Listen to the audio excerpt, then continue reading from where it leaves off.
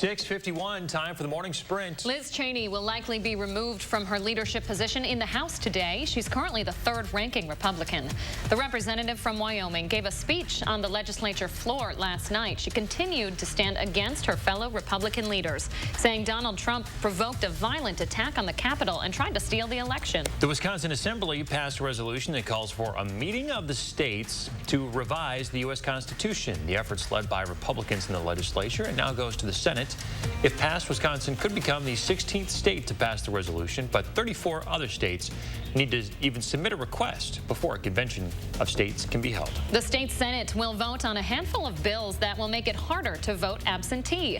The Assembly passed the package yesterday. One of the bills would prohibit someone from outside of your immediate family from returning a ballot for you.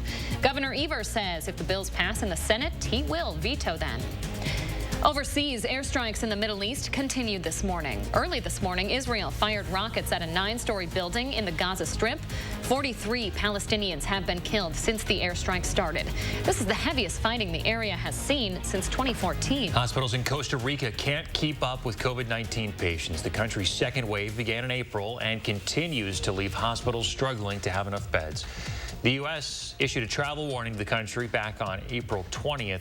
Costa Rica has its own restrictions on activities to try to calm everything down. The government's also ordered 9 million doses of the Pfizer vaccine. More than 1,000 gas stations on the East Coast are running out of gas this morning. After the Colonial Pipeline was hacked over the weekend, drivers started panic buying. Analysts say that's what's behind the shortage right now, not the hacking. The pipeline should restart a majority of its operations by the end of the week. In Iowa County, deputies say the man who initially called 911 about a death there on Monday is now in custody as the suspect. The Wisconsin Department of Justice leading this investigation. Authorities have not identified the female victim or given out any details about possible circumstances surrounding her death. Officials say the man and woman did know each other. A man is in the jail this morning in connection to a shooting on the Beltline last week. It happened last Thursday near the Whitney Way exit. One man was hit after someone fired into his car. The 26-year-old suspect is facing charges of recklessly endangering safety. Prosecutors will be seeking the death penalty for the gunman from the Atlanta area spa shootings. 8 people were killed during shootings at 3 Asian spas. That shooter was indicted on murder charges yesterday, and the Fulton County District Attorney says that they will be seeking the death penalty for what they say was a hate crime. A NASA spacecraft on its way back home this morning. This is the OSIRIS-REx spacecraft. It's been attached to an asteroid for the last 2.5 years, and they're bringing back NASA's first asteroid sample. It's carrying 2 ounces of material from the asteroid and won't be home until late September. 3 of Broadway's biggest shows plan to reopen in New York City this year. Lion King, Hamilton, and Wicked will resume performances on September 14th. Producers say the theaters will open at 100% capacity, though they will still follow state and CDC guidelines.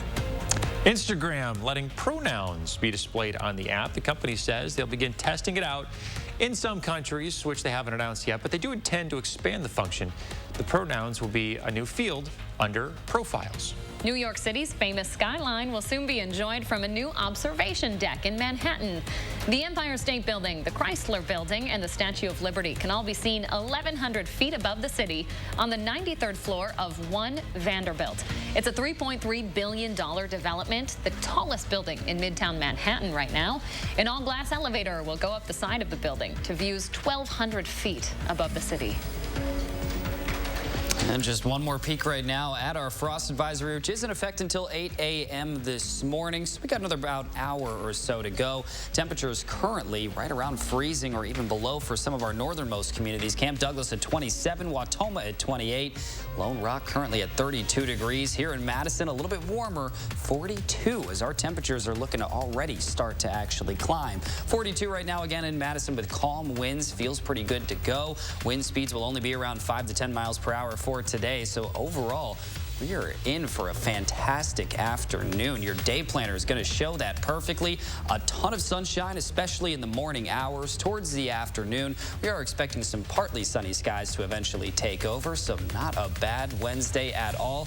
We can expect very similar conditions all the way through Thursday and Friday, and then it does look like next week we have better chances for some rain showers. Austin, thank you very much, and thanks for joining us this morning, folks. Enjoy that sunshine today. We'll see you back here tomorrow.